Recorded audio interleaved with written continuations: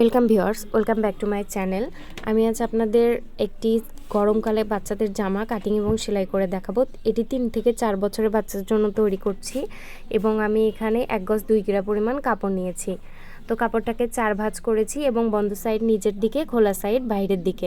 আর এখানে কিন্তু আমি কুচির জন্য পুরো কাপড়টা নিব না, কুচির জন্য 12 ইঞ্চি পরিমাণ নিয়ে নিচ্ছি।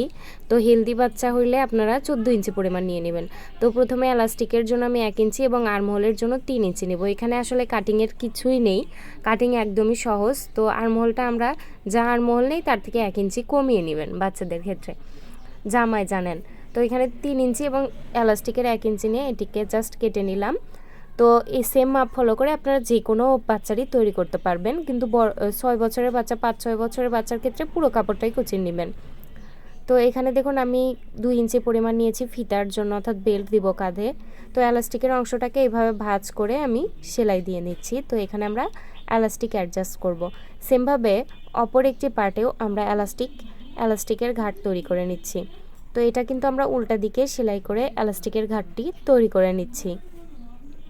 তো দেখুন এইভাবে আমরা এলাস্টিকের ঘরটা একদম সাইড ঘেঁষে ঘেঁষে সেলাই দিয়ে তৈরি করে নিচ্ছি।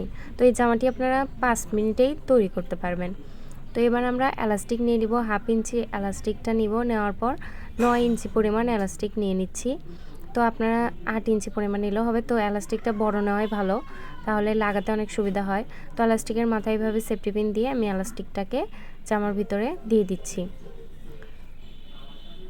তো এইভাবে এলাস্টিকটা দেওয়ার পর আমি 2 মাথায় এইভাবে সেলাই দিব। তো জামার গলায় এখানে 5 ইঞ্চি পরিমাণ নিয়ে নিচ্ছি। তো প্রথমে একদিকে আমি অ্যাডজাস্ট করে দিব, দেওয়ার পর 5 ইঞ্চি পরিমাণ গলা নিয়ে নিব বাড়তি এলাস্টিকটুকু কেটে নিয়ে।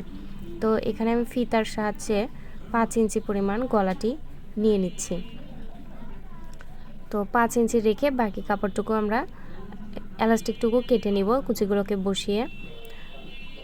তো বন্ধুরা, আমি আপনাদের জন্য ছোট থেকে বড়দের পোশাক রেগুলার সেলাইয়ের ভিডিও আপলোড করে থাকি। আমার চ্যানেলের সকল ভিডিও সবার আগে পাওয়ার জন্য প্লিজ চ্যানেলটি সাবস্ক্রাইব করে পাশে থাকা বেল বাটনটি অলে ক্লিক করে দিবেন। তো সেম নিয়মে আমি অপর পাশেও এলাস্টিকটি অ্যাটাচ করে দিচ্ছি। তো ছোট থেকে বড়দের পোশাক সেলাই রিলেটেড যে কোনো কিছু শিখতে চাইলে প্লিজ আমাকে কমেন্টে জানাবেন, আমি আপনাদের সেটির ভিডিও আপলোড করে দিব বা সেই সম্পর্কে উত্তর দিয়ে দিব। তো দেখুন এইভাবে আমি অপর দিকেও এলাস্টিকটি দিয়ে নিলাম। এখানেও গলা আমরা 5 ইঞ্চি পরিমাণ নিয়ে নিব। নেওয়ার পর বাকি অংশটা দেখুন এভাবে আমি লাগিয়ে নিচ্ছি। এখানে অবশ্যই রিপিট সেলাই দিব, রিপিট সেলাই দিয়ে আমি লাগিয়ে নিব। তো এখানেও গলার মাপটা নিয়ে নিব, নিয়ে এই অংশটিকে কেটে নিব। সামনে যেহেতু ঈদ স্পেশাল বিভিন্ন জামা, জর্জেট 3 পিস, বিশাল 3 পিস, পাপ হাতা, সকল কিছুর ভিডিও আমার চ্যানেলে রয়েছে, আপনারা চাইলে দেখে নিতে পারেন। তো এখানে আমি 6 ইঞ্চি বাই 4 ইঞ্চি একটি টুকরো কাপড় নিয়েছি, এটাকে 4 কোনা করে কেটে নিয়েছি। তো এখানে আমি দেখুন 3 দিকে সেলাই দিয়েছি, একদিকে তো বন্ধ করাই, কিছু অংশ ফাঁকা রেখেছি। একটি ফোড়ের সাহায্যে এটিকে আমি উল্টে নিলাম। উল্টিয়ে নেওয়ার পর যে অংশটা ফাঁকা রয়েছে সেখানে আমরা জাস্ট একটি সেলাই করে নিব। তো এখানে সেলাই করার পর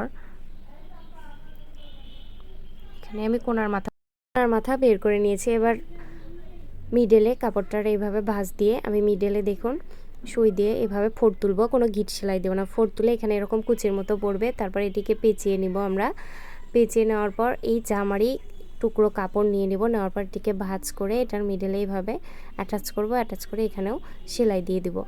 তো এইভাবে আপনারা চাইলে বড় করেও টাইফুল তৈরি করে নিতে পারেন। তো সেম নিয়মে টাইফুল তৈরি করে নেবেন।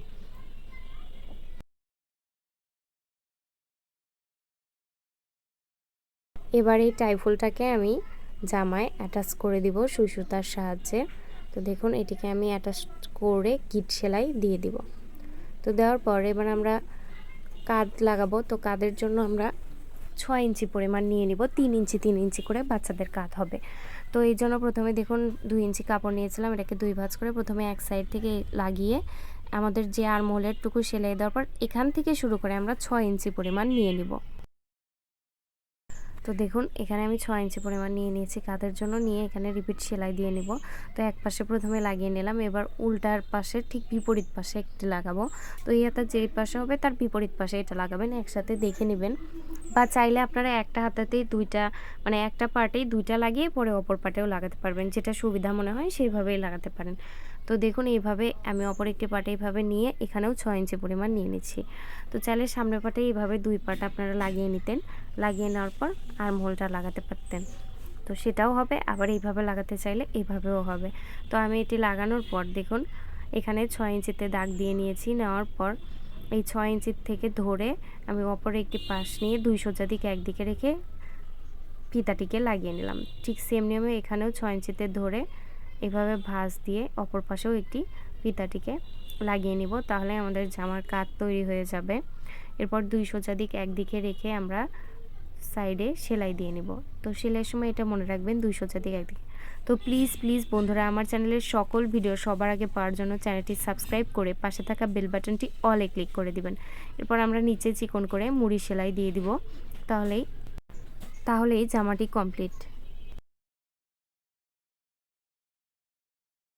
তো যে কোনো কিছু শিখতে চাইলে কমেন্টে জানাবেন, ভিডিওটি ভালো লাগলে একটি লাইক দিবেন এবং বন্ধুদের সাথে শেয়ার করবেন।